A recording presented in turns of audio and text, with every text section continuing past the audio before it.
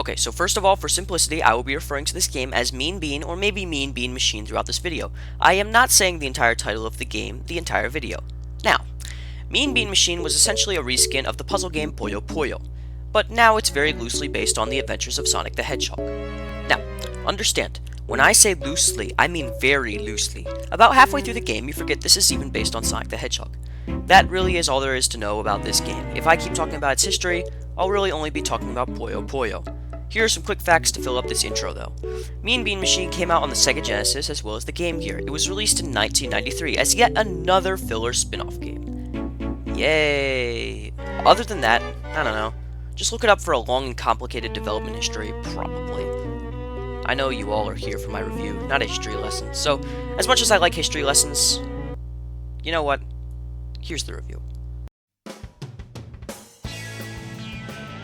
Another one-section long review. Ooh boy.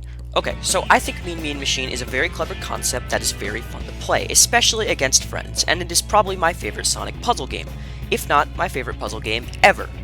No, wait, third favorite. Portal and Portal 2 are my top favorites.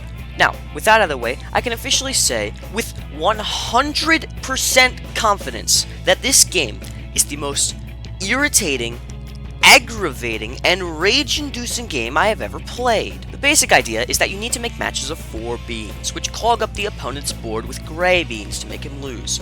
You get more gray beans on the opponent's board by making combos of 2 or more matches in a row. The thing is, even on easiest difficulty setting, the CPUs are absolutely nuts. They fling down beans faster than you know where your beans are. In fact, usually, they just straight up cheat to win. The CPUs know exactly where every bean needs to go to make absurdly large combos. Even when you think you're winning, you're losing, and you know you've lost when you have only 3 rows left and this song starts playing.